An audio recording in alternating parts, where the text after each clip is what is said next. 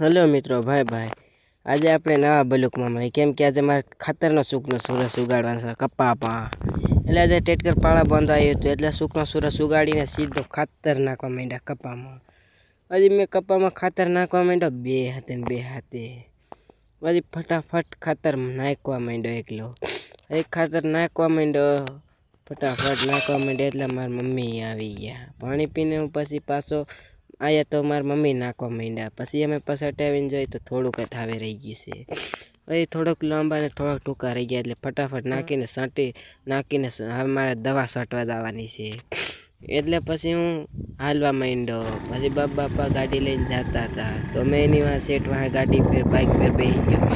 પછી ફટાફટ બે શિંગડાની નોઝલ મને પકડાવી દીધી, છાંટવાનું ચાલુ કરી દીધું. પછી ફટાફટ બે શિંગડાની નોઝલ લઈને હાલવા લાગ્યો ફાસ્ટથી હેલિકોપ્ટર જો. પછી ફટાફટ છાંટીને પછી ખાંદર લઈને પાછો નોઝલ લઈને આવ્યો, પેલું લાકડું લાવવું એમ. પછી બે ચીંગડાની નોઝલને લઈને આવ્યો તેઓ પંપ ભરવા મૂકીને ભરવા માંડ્યો. પછી ફટાફટ પંપ ભરવા માંડ્યો. દવા તો ઓલું રેડું છે જમવાનું આપવું એવી રીતે. પછી ફટાફટ ડબ્બો પણ રેડવા માંડ્યો, ડીઝલ રેડું છે ને. પછી મેં કીધું હવે તો અહીંયા પૂરી કરી દે. પછી પંપ લઈને હું ઉપડવા માંડ્યો.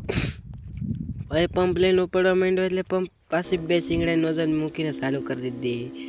આજે તો ઈયાળુને પતાવી દેશે. ઈયાળુને કહી દીધું અહીંયાથી વયો જાજો હવે. પછી મેં છાંટાઈ દીધી.